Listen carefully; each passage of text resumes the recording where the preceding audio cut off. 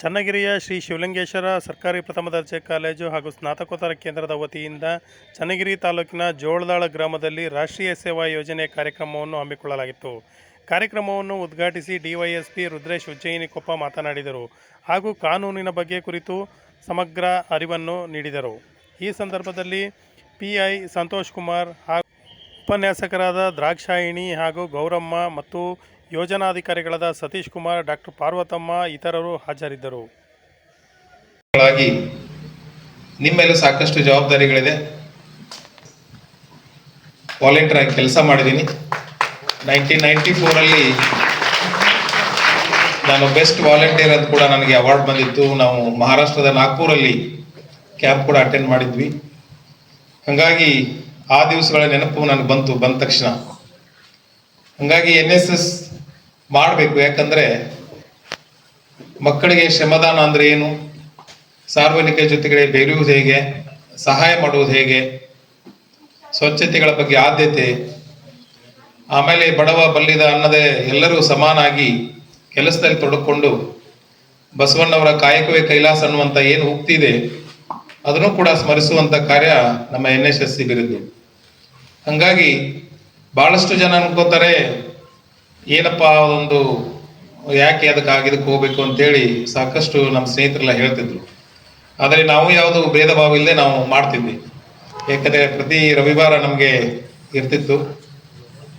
Professor ಗಾಮನಗಟ್ಟಿ ಅಂತೇಳಿ ನಮಗೆ NSS officer ಇದ್ದು, ಹಾಗಾಗಿ ಅವ್ರ ಮಾರ್ಗದರ್ಶನದಲ್ಲಿ ಸಾಕಷ್ಟು ಒಳ್ಳೆಯ ಕೆಲಸಗಳನ್ನು ಹುಬ್ಳಿ ಧಾರವಾಡ ನಗರದಲ್ಲಿ ಸ್ವಚ್ಛತೆ ಬಗ್ಗೆ ಆಗ್ಬೋದು, ಕುಷ್ಠರೋಗಿಗಳಿಗೆ ಆಗ್ಬೋದು, KMC ಆಸ್ಪತ್ರೆಯಲ್ಲಿ ಆಗ್ಬೋದು, ಇನ್ನೂ ಹಲವಾರು ಕಡೆಗಳಲ್ಲಿ ಎಲ್ಲಿ ನಮ್ಮ ಕೆಲಸದ ಅವಶ್ಯಕತೆ ಇದೆ, ಸ್ವಚ್ಛತೆ ಅವಶ್ಯಕತೆ ಇದೆ, ಯಾರು ನಮ್ಮನೆ ಆಹ್ವಾನ ಮಾಡ್ತಾರೆ ಅಲ್ಲಿ ಎಲ್ಲವೂ ಕೂಡ ನಾವು ಹೋಗಿ ಆ ರೀತಿ ನಮ್ಮ ಸೇವೆಯನ್ನು ಕೊಟ್ಟದ್ದು ನಾವಿಲ್ಲಿ ಸ್ಮರಿಸ್ಬೋದು.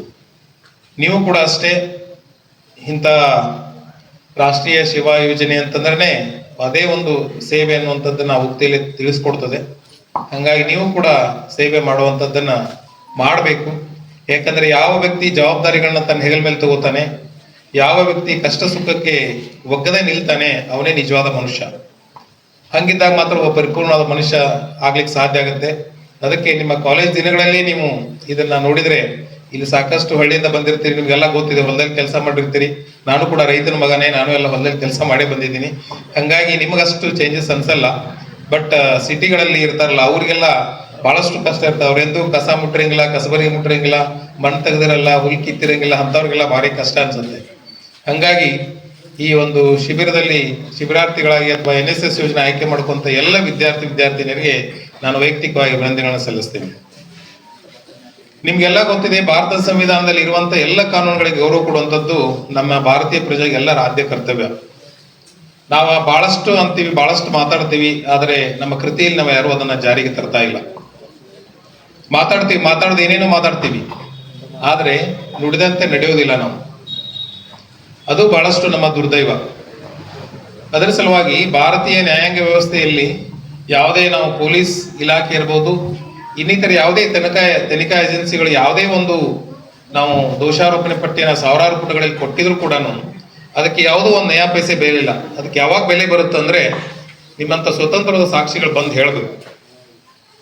ಯಾವುದೇ ಒಂದು ಕೊಲೆ ಆಗುತ್ತೆ, ಒಂದು ಸುಲಿಗೆ ಆಗುತ್ತೆ, ಒಂದು ದರೋಡೆ ಆಗುತ್ತೆ, ಯಾವುದೋ ಒಂದು ಅಪಘಾತ ಆಗುತ್ತೆ, ಇಂಥ ಯಾವುದೇ ಘಟನೆಗಳು ನಡೆದಾಗ ನಿಮ್ಮಂತ ಸ್ವತಂತ್ರ ಇನ್ನೊಂದು ಏನು ದುರ್ದೈವ ಅಂತಂದ್ರೆ ನಮ್ಗೆ ಒಂದು ಸದನದಲ್ಲಿ ಪಂಚನಾಮೆ ಮಾಡ್ಬೇಕಂತ ಹೋದ್ರೆ ಒಂದಿಬ್ಬರು ಪಂಚರು ನಮಗೆ ಸಿಗಲ್ಲ. ಬೇಡ ಬಿಡಪ್ಪ, ನಮ್ಮ ಪೊಲೀಸ್ ಸಾಬ್ರಿ ಯಾಕೆ ಅಂತಾರೆ, ಎಲ್ಲಿ ಕೋರ್ಟು ಕಚೇರಿ ಅಂತಾರೆ.